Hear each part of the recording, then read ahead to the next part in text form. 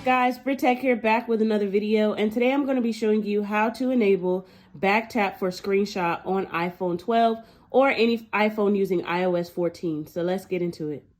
Okay, guys, so what you need to do is go ahead and go to your settings, and then we're going to go ahead and scroll down to accessibility and select it. And then, guys, go ahead and go down to touch and select it.